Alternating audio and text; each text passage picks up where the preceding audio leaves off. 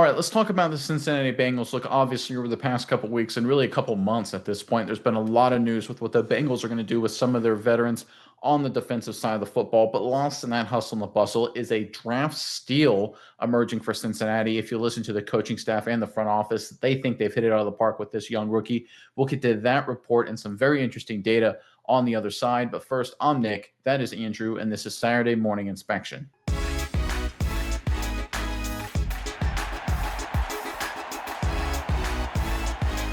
All right, over the past couple of weeks, certainly since the NFL draft, as we worked our way through OTAs and minicamp and get deeper into the offseason, the discussion with the Cincinnati Bengals has been centered around Trey Hendrickson and, of course, their first round pick, everything going on there. And while that has dominated the headlines, there has been another Bengals rookie that's drawing a lot of praise from the Bengals leadership. And like we talk about this time of year, don't focus on what the big headline grabbers are on social media with the highlight videos and things like that, with a rookie doing things during minicamp. That happens all the time. Listen to what the coaches are saying and doing in any organization, and that will tell you exactly what they're thinking of any rookie. And of course, there's one rookie that, like I said, hasn't garnered a lot of attention, but Jalen Rivers, offensive lineman out of the University of Miami, he's off to a great start. Let's get into this article, then we'll talk about that data on the other side. This is courtesy of SI.com. The Bengals director of college scouting, Mike Potts, told their official website that no one had anything negative to say about him. Talking about Rivers, he's a buttoned-up, polished kid, Potts said. The coaches and staff at Miami could not speak higher of him, the favorite of many there. His new offensive line coach in Cincinnati, Scott Peters, has also raved about having Rivers in his position group, saying talking to him is like talking to a multi-year veteran. He continued to compliment him, saying there's not much you need to tell him about being a pro. He already has that kind of conduct as he walked into the building. No matter how his NFL career plays out, it's clear that Rivers is a great person and an ideal teammate. Everyone whose path he crosses has seemed to rave about the person that he is, whether it's regarding football or any aspect of life.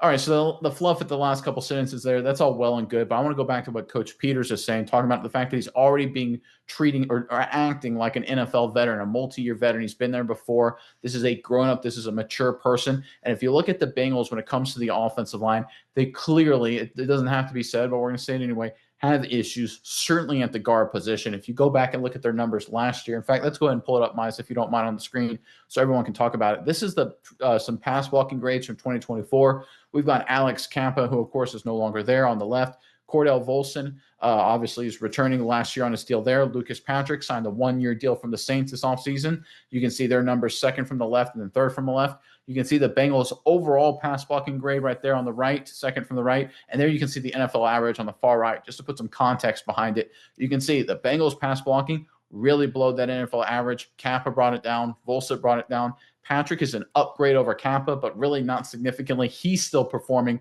well below the NFL average. So it's clear interior offensive line is a big issue for the Cincinnati Bengals. Now, of course, Fairchild was brought into the fold, right? Third round pick, offensive lineman out of Georgia. He's going to eventually, in all likelihood, become a long-term starter, most likely at left guard, but we'll have to wait and see. Maybe he becomes a right guard player. It depends how that all shakes out. There's a lot to be worked out there. Coach Peters will handle that. But that's obviously only one of the two guard positions. You can see on the screen there, if you just focus on Volson and Patrick, those are their two, as it currently sits, starting guards, right?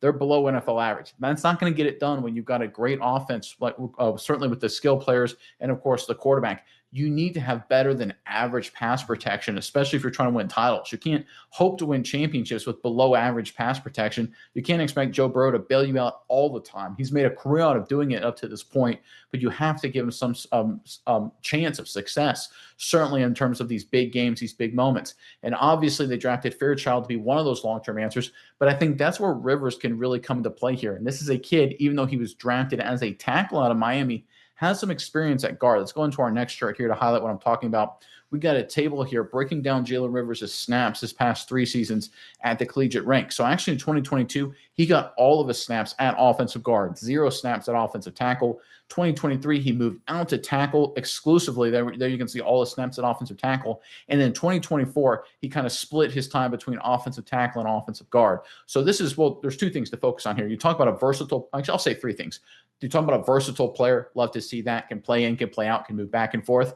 He also has the willingness in terms of being a team first guy to say, hey, listen, I'll be a guard one season. I'll be a tackle the next season. Hey, listen, next season, do you need me to be a guard and tackle? I'm willing and able to do that. It's whatever helps the team. I love that. A lot of offensive linemen, once they become a left guard or a right tackle or whatever, they become set in their ways. That's probably the one things offensive linemen have ego about is their position on the offensive line.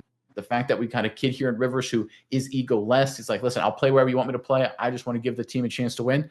That's a great sign. But the final point here is that he can do it at a high level. I think that's what's really important. This is a guy who can move positions in a season, tackle to guard, and execute at a very high level. That is a valuable skill to have. So across the board, when you look at what the Bengals are looking at with Rivers, they're very impressed with his maturity, very impressed with his mindset. It's critical position of need, interior offensive line. I think Rivers is going to learn from Orlando Brown Jr. this season and then slide into guard long term, maybe during the regular season, maybe certainly after the season. Patrick and Volson are right now in the last year of their contracts with the Cincinnati Bengals. So I look at this kid right here, Jalen Rivers out of Miami. He is the long-term answer at a critical deficit position for the Bengals. Him and Fairchild are the future of the interior of this offensive line. All right, Miles, I know there was a lot of information to throw at you, and I know you've got a few thoughts. But first, Bengals fans in the comment section below, look, there's been a lot of negativity when it comes to the Hendrickson situation, when it comes to Shamar Stewart, first-round pick, that whole deal, right? There's been a lot of bad vibes, at least from the media's perspective.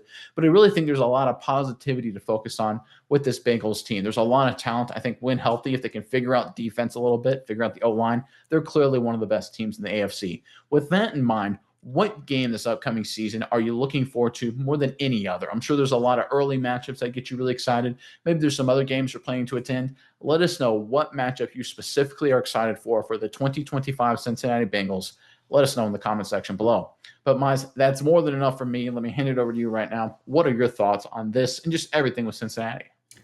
Yeah, Nick, I think this is really going to be a pretty big turning point for the Bengals if they can get at least one of these hits right. And I think they could potentially get both shots at the guard position right here. I think Jalen Rivers really has been impressive what he brings to the table.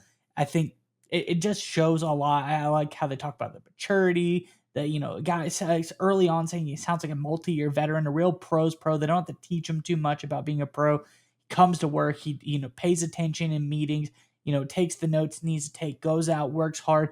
That's what people are talking about when saying being, he's already a pro. He knows what to do. You don't have to be like, all right, man, meeting's in 5 minutes. Let's make sure to be there. He's probably there early. Like this is a guy, he's not a kid, like you said. This is a grown up. This is a grown man coming to the team, knows what he's got to do, wants to play professional football. So it's great to have that all out of the book. But then you look at what he brings to the table. And I think what you brought up here, the charts about him being able to switch from guard to tackle is really important. I think it shows a lot of really good stuff here because if we look at the Bengals offensive line, Karras at center is okay, very okay, but he's an option right there.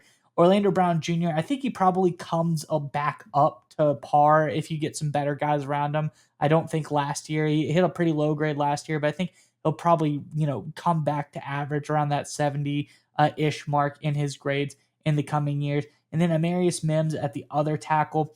He's really young. He's a first-round pick. There's a lot of talent there. Last year was his first year, but he's got the physical tool. He's 6'7", 340 pounds. The guy, I think you just got to put it together. So there's some hope there still as well at the tackle. So getting the guards, I think you hit on it perfectly. That's what the Bengals need to focus on. And I think a guy like Rivers really jumps out at me because if you look at his career at Miami, some things that jump out to me are what did he do whenever he got in and started playing guard? You look 2020, 2021, he was okay, really nothing to write home about in his grades. His first full year playing the guard position, that's when he started to do some good stuff. That's when he had a 73.3 pass block grade per PFF. First year, getting a really great grade there. Then he switches to tackle and he gets even better. It's not just his pass block grade that looks good. He has a great overall grade, 74.1 overall grade, 70.2 run block grade, and keeps up and actually improves, although very slightly, in the pass block department, 73.5, up from 73.3. Then his final year when he switches through both, which is the craziest thing to me, it was a shortened year, which is probably why he fell because there's a little bit injury involved in there. He missed a lot of the first games of the season after getting hurt week 1 against Florida.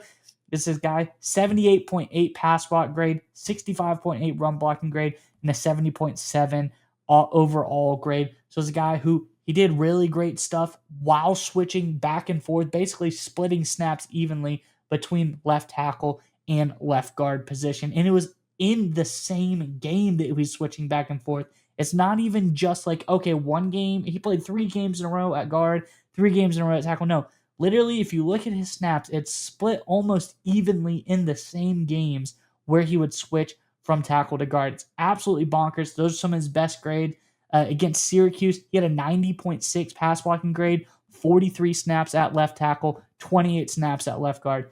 It's crazy what he's able to do. It's very difficult to do that. So I think Rivers, he's a guy, there's a lot to like about him. He's a 5th-round pick, so temporary expectations, like you said, this might not be the future of the team right now, but there is a future there with Jalen Rivers. I think all the things we're hearing about it, add that in. Pros pro, really just a multi-year veteran is what they're seeing this guy already acting like. I think that comes into play, but what he adds in his versatility, in his ability to do well being versatile, I think that's very, very underrated. And I think they got a steal here out of Jalen Rivers. Yeah, and you brought up something very important, and I really want to highlight here and just hammer home how hard it is to change positions during a season at offensive line, going from guard to tackle. Forget a game. A game is absolutely bonkers, right? That's unheard of kind of stuff. That's next level mental focus, mental toughness, just physical talent too. Like that is incredible stuff here from Rivers. Because if you look at transitioning guard to tackle or tackle to guard, it's completely different. Your stance is different. It's not just the schemes are different. It's not just, well, I block that guy when I'm a tackle and I block this guy when I'm the guard, right? If you're a guard, you could be blocking a 300-pound run stuffing defensive tackle. If you're a tackle, you're going up against a 240-pound edge rusher. Completely different dynamic. If you're a guard, you got help all around you. If you're a left tackle, you're on an island. Completely different mindset, completely different approach. By the way, Miami had a really good quarterback in Cam Ward that needed a lot of protection. So it's not exactly like, hey, they were a terrible football team. They ran the triple option or something and you didn't have to do necessarily as much as a traditional left tackle. He had to move left tackle to left guard all the time, did it at a very high level. The fact that his strength is pass blocking as opposed to run blocking fits what obviously the Bengals need. I brought up the chart before. Pass protection was terrible last season. Patrick is an upgrade over Kappa, like the data showed, but it's still not like they're even at NFL average in terms of what you would hope. I love that you brought up the center position as well, because Karras is in the last year of his deal as well. So if you look at guard being fixed this offseason, center becomes a preeminent position next year. Now, of course, they have Matt Lee, but they'll have to figure out depth and all of that as well. Like, it's going to be a dynamic, changing interior offensive line. And let's give the Bengals front office a little credit. I know that's really like, that's almost like Bengals front office is like a 4-letter word these days, but the reality is what they did in terms of Fairchild and, of course, Rivers here, and I would argue maybe even Matt Lee last year, is they saw this upcoming interior offensive lineman debacle. Now, I guess if you want to be critical of them, you could say, yeah, it's been a problem for years. I don't know why they're waiting so long to fix it. Maybe they should do more. That's a fair criticism to make. But the reality is they have pieces in place, and they've got good pieces. There's a lot to like about Fairchild. Of course, we talked about Rivers this video. He's a great fit, mature person. He will move around to help the team. He checks every box you want for, and a team-first championship quality player. He'll, in terms of being, just a good locker room guy, not an ego-driven person. He will fit perfectly in what the Bengals are trying to do. We'll have to see how it all shakes out, because like we talked about a lot this video, that is one of the critical points of failure for Cincinnati, is the middle of that offensive line, certainly those 2 guard positions. And who knows, when it's all said and done, Rivers may be actually a week 1 starter if we look at guys like Patrick that can't step up their game. Again, a lot of practicing, a lot of preseason in front of us, but it's undeniable that Jalen Rivers is off to a great start, and he has a bright future in Cincinnati.